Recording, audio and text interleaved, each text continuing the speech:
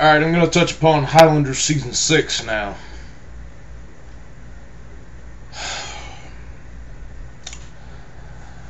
I can honestly say that thank God that this was the last series and that it's only 13 episodes, because this is a complete fucking waste to get to. Like, I mean, literally, when you get to the last 3 episodes of the series, you'll be down on your knees thanking God, because, I mean, what comes before that is just so terrible.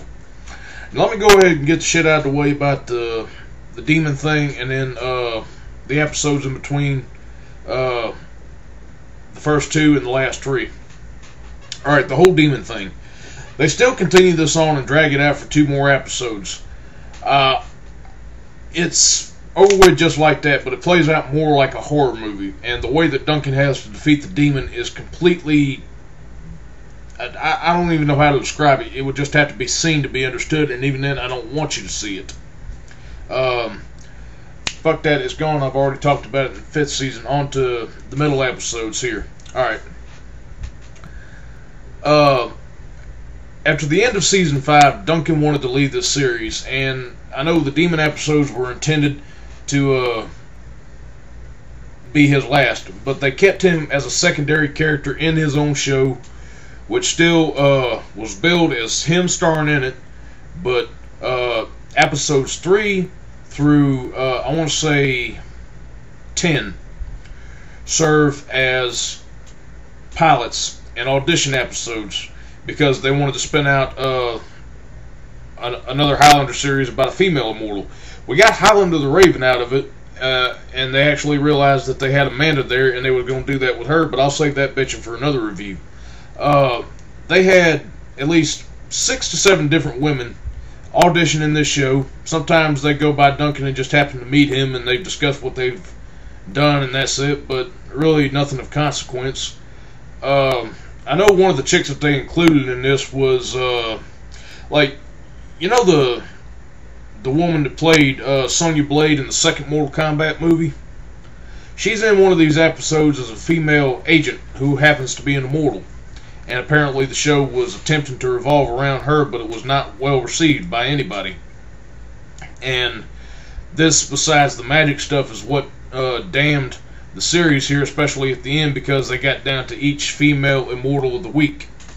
There are actually 2 episodes of this especially where Duncan does not show up, and discluding the last 2 episodes of the finale, and I think 1 episode in between all this, which is just Duncan confronting an old enemy by himself. This has absolutely nothing to do with him whatsoever. The only good saving graces about this are the last 3 episodes. There's the first one, which I cannot remember the name of right now, which deals all with Mythos and Joe.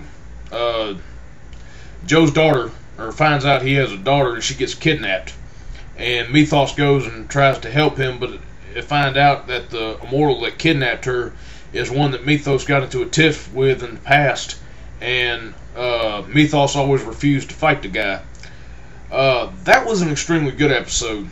The really cool thing about that too was that when Mythos finally did fight him, because the guy kept calling him a coward.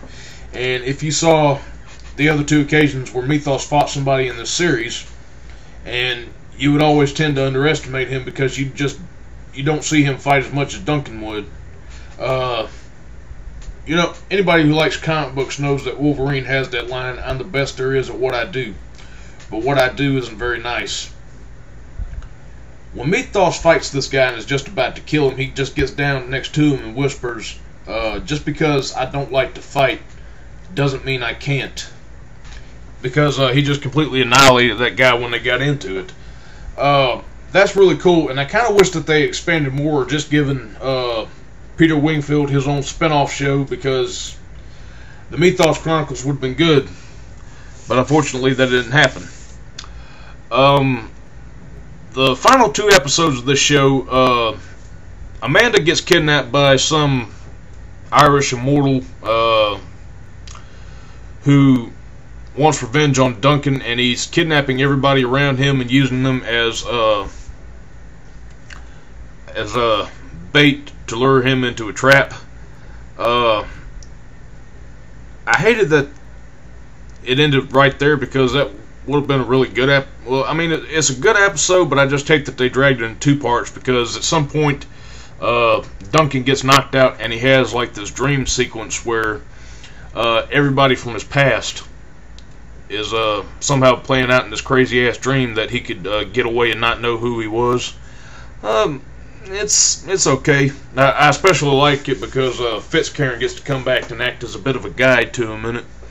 But aside from the finale and the Mythos episode, there's nothing really good I can say about this series. If you want to see these 3 episodes, look for them on YouTube, because as far as the rest of the season 6 goes, fuck it, I just say skip it.